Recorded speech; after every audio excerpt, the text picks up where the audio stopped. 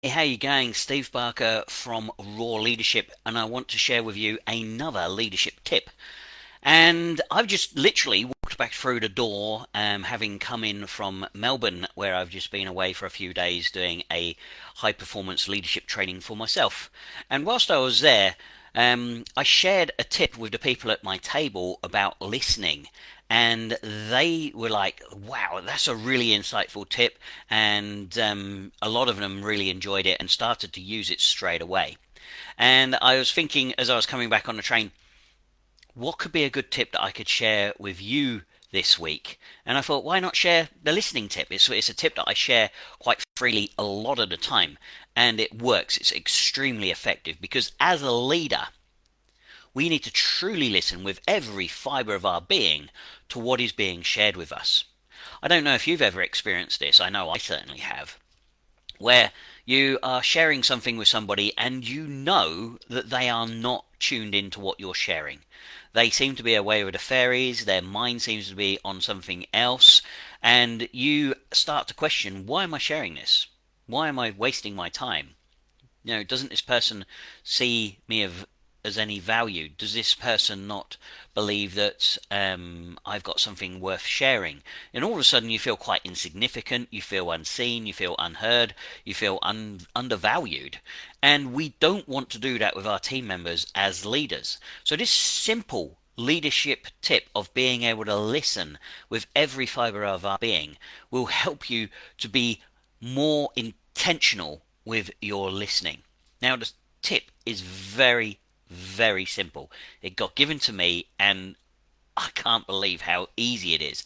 But I'll share with you, after I've shared the tip, why it works so well. So, the tip is stick your tongue to the roof of your mouth. Yeah. Stick your tongue to the roof of your mouth and then try to talk. Try it now. Say, good morning, Mr. Bean. Good morning, Mr. Bean. You can't do it. Your tongue is physically stuck to the roof of your mouth. Now, the reason why this works so well is that whilst your tongue is stuck to the roof of your mouth, you can't interrupt.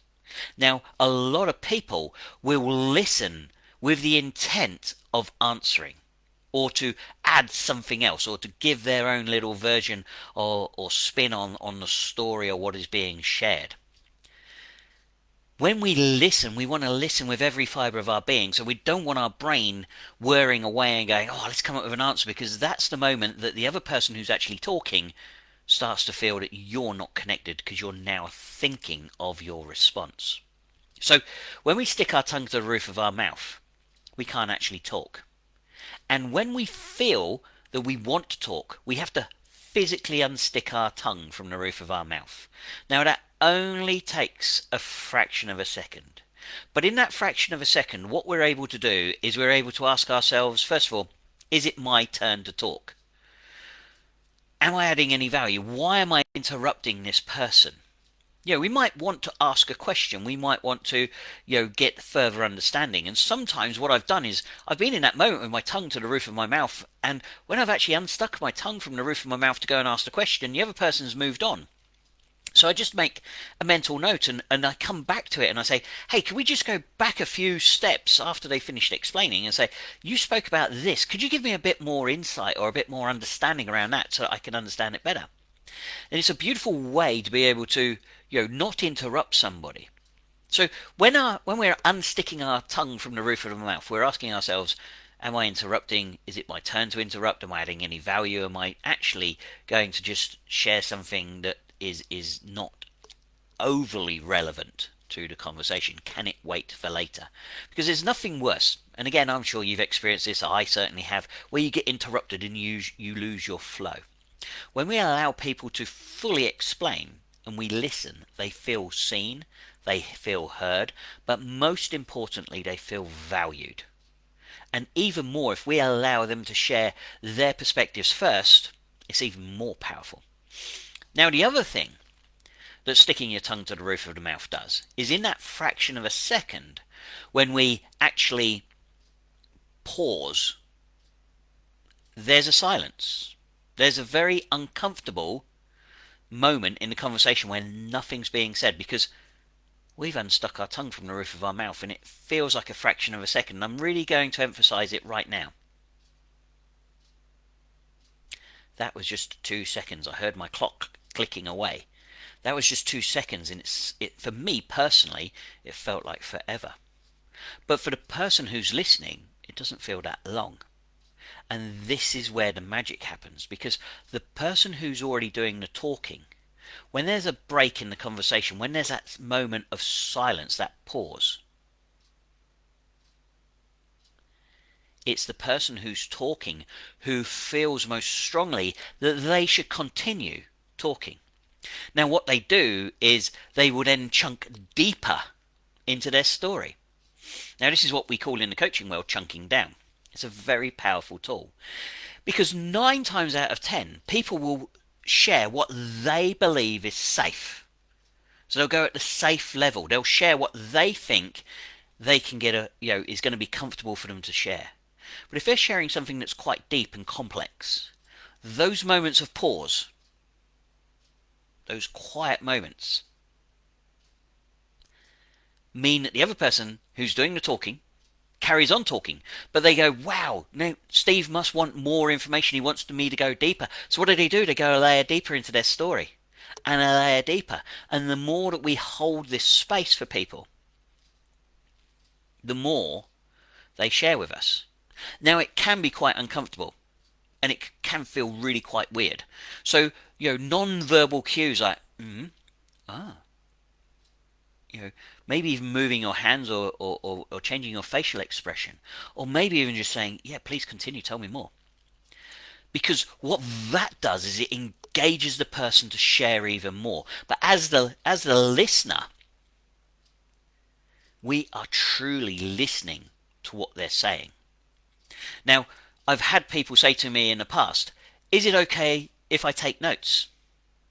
Because sometimes there's a lot in the conversation. And I always ask permission first. So if I'm talking to somebody and I'm asking them to explain or to share something, I'll say to them, is it okay if I just take some notes?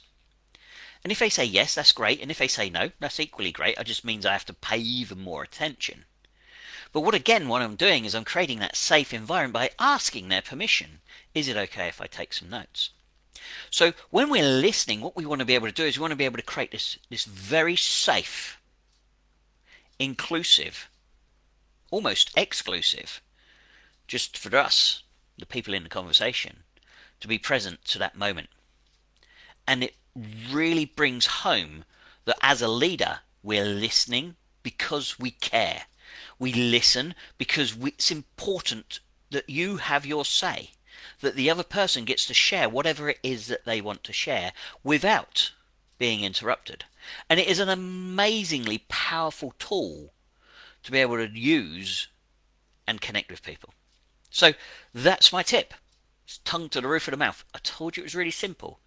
I want you to go away and try it because it is so powerful. And as you're listening, listen with your eyes, not just your ears. Listen with your heart. Listen with your feelings. What are they conveying that they're not actually saying? Look at their body language. Look at their eyes. Look for skin tone changes, flushes in their skins. All of these things tell us a lot more than what's actually being said. I can't remember what the stat is, but I think it's something like 77% of communication is not the spoken word. I think the spoken word is about 13% of communication. I might be wrong. I haven't got the stats to hand, but it's a massive number that is not the verbal communication. It's the intent, it's the tone, it's the body language, it's the eye connection, it's a whole myriad of different things. So look, I hope this helps. I hope it makes sense. I'd love to hear your thoughts and feedback. I'd love to go out and try this one, give it a spin. I'll be back again next week with another leadership tip, and if you've got anything that you'd like me to dive into or share, please hit me up. More than happy to take your questions and answer them through these lives, where I can then give you some insights and tips to help you be the very best leader, so that you can be the best leader for those around you, and you unlock their potential. And that's where the true power of leadership is.